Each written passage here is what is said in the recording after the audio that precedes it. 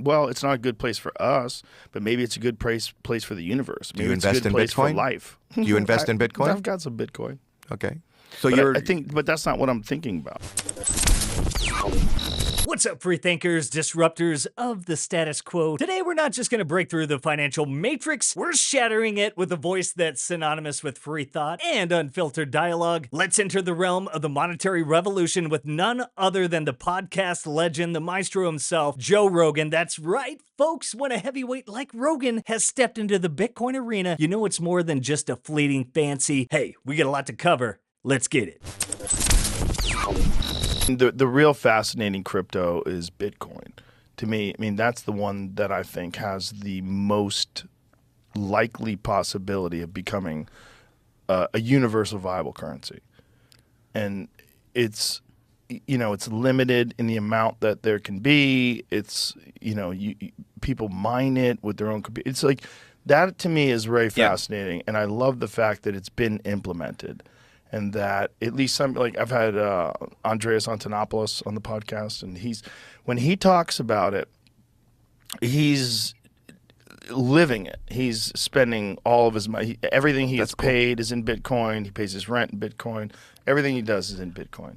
Now, what is it about Bitcoin that magnetizes a podcast titan like Joe Rogan towards the Bitcoin cosmos? It's not just a whimsical dalliance with digital gold. It's a full-fledged rally against a financial system that's as outdated as a floppy disk. And Bitcoin's decentralized ethos isn't just a tune, it's a symphony. And it resonates with the unfiltered, uncensored dialogues that Joe Rogan champions on his platform. It just makes sense. Freedom, Bitcoin. It's a match made in heaven. I think of Bitcoin the same way I think about the early internet. I think they didn't see it coming, and now it's a viable form of currency. You can actually buy things with it, and I think the government is freaking out. I think what they're going to try to do is they tried to do some shit with the internet during the Obama administration, where they were going to try to censor the internet, and it fell apart because people were furious in the uproar, and they thought the political repercussions of it were not worth it. Like the juice wasn't worth the squeeze, so they backed off of it.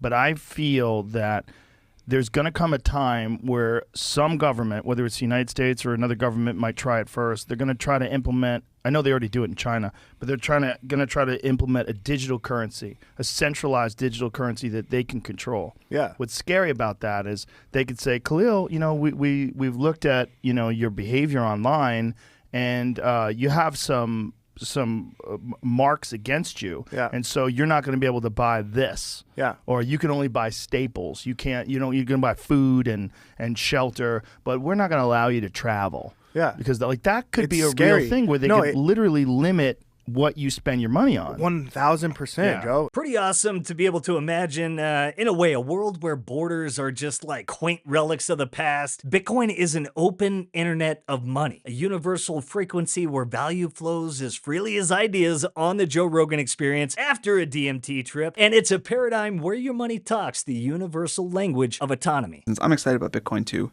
but I think this idea that we have a global currency that is outside of the control of any government is a super logical and important step on the tech tree. As fiat currencies bloat with the whims of monetary policies, inflating faster than a hot air balloon on a helium binge, Bitcoin stands firm with its capped supply. It's like having a financial rock in a sea of monetary mayhem, a kind of stability that's not just refreshing, it's revolutionary. And for freedom-loving folks like Rogan, this isn't just a narrative, it's a clarion call to financial sovereignty. Okay.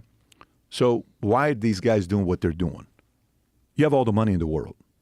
You live in a $100 million house. Not you, Larry Fink and some of these guys. I don't know if he lives in a $100 million house, but you got the money to live in a $100 million house. What else do you need? Right. You got nice cars. Jamie Dimon's got a $900 million art collection, according to an article. It's a nice art collection, right? You go to all the nice restaurants. You meet prime ministers. You meet presidents. And then maybe there comes a time when you're looking at a couple of these guys, they're presidents and prime ministers, and you tell yourself, I'd be a better president than you, bro. How the hell am I not reading the country? Or they tell themselves, you think you're a president? You're not a president. You work for me. What else is the motive? But ESG, how does that factor into But the point is control is what I'm saying. So the motive becomes control more than money. After you have all the money in the world, what's next? It's got to be control or a true vision. In an era where every transaction feels like an open book and a surveillance library, Bitcoin heralds a chapter of financial privacy. And it's not just about monetary control. It's about reclaiming the narrative of privacy and property, natural rights, natural law, things that seem to have been almost forgotten. I had Siddharth Kara on the podcast. He's a journalist that went to the Congo to document this and brought back video footage. The Democratic Republic of Congo? Mm-hmm. Any country with democratic in the name, that's a fucking red flag, isn't it? That's a red flag. If they go, hey, we're democratic. Are you, though? Yeah. Are you? Yeah. It's hell on earth out there. Mm-hmm. It's happening right now. I think that thing of like people saying, well, I would go and make a difference. Well, there's stuff going on now if you want to get involved. Well, what's so ironic is that it's one of the most horrific conditions that human beings are imposed, that's imposed upon human beings, but yet it is required in order for you to have a cell phone and complain about the injustices of the world.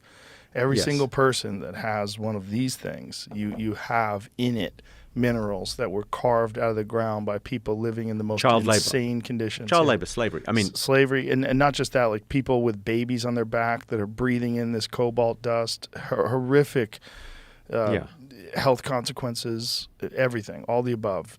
Abject poverty, no electricity. I mean, here's like the big... And it only makes sense. Who better to appreciate the resurgence of control and autonomy than Joe Rogan, whose platform has been a beacon of free discourse, well, since forever. You know the Papa John's saying, better ingredients, better pizza, Papa John's. Mm-hmm. These guys is more wars, more people dying, more profits, defense contractors, right? That's a valid concern that I have. Because behind closed doors, this whole military-industrial complex, when you look at the numbers, whoever becomes the president, unfortunately, this guy's an anti-establishment president. Good. Unfortunately, if you're an anti-establishment president, everyone's going to come after you, especially these military defense contractors. So if a president got up and said, if I'm going to be the president, here's what we're going to be doing. We have to look at all the contracts. You can't overcharge us. We have to open it up. You have to sell some of your companies. You have to let them be independent again. You have to do this. You have to let them go public, separate, whatever way you got to break them apart to have competition again, because we don't have that today. So that is a major concern where we say we have a commander-in-chief, but really the commander-in-chief is Larry Fink today. The guy running BlackRock is really the president of the United States. If we look at the kind of influence he's got in every industry, Joe. And guys, the plot is thick, and Bitcoin isn't just a rebel on the financial front and the economic front, but also the eco front. It may have become an eco warrior of sorts in disguise because it's incentivizing renewable energy. Bitcoin isn't merely a catalyst for this financial change that we're going through right now, but it is also a breakthrough and an envoy for renewable energy and just an energy revolution as a whole. From fossil fuels to nuclear, it is a narrative ripe for discourse that they are having on the Joe Rogan Show and could spark fires, engaging discussions further on the Joe Rogan Experience with maybe some big-time Bitcoiners on the energy issue and on Bitcoin mining and the role it can play in revolutionizing energy as a whole, lowering cost, raising generation, and there seems to be also another natural pairing, and we've seen this with some mining facilities in Georgia and others, but nuclear energy pairing with Bitcoin mining. And let's hear what this guy had to say on nuclear energy, and it just seems like a match made in heaven, and it's happening right before our eyes as Bitcoin continues to be the most powerful computing network on the planet. Right. Yeah. This fossil fuels, it needs to stop. But we've already got the downside volatility from splitting the atom. We've already got all the weapons. We could already destroy the world. We've got all of that. Why are we not building? And the tests have been done, right? There's nuclear submarines. Mm-hmm. You know what the range is on a nuclear submarine? Yeah, it's insane. It's unlimited. It's unlimited. They can go forever. Yeah. I mean, it's crazy.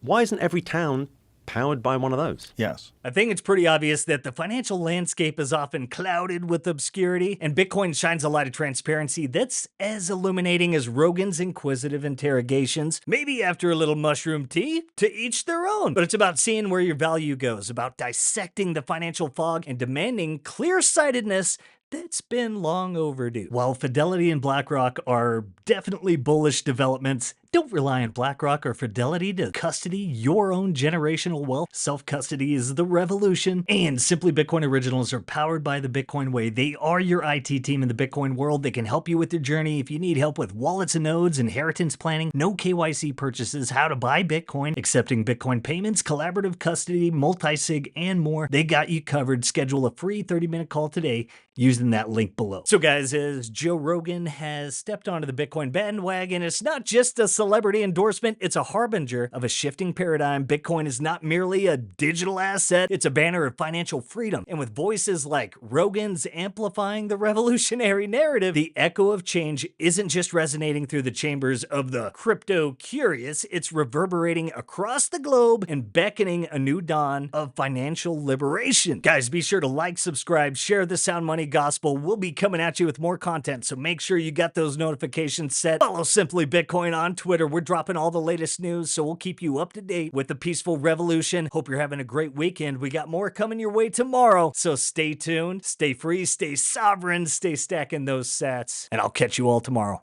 Peace.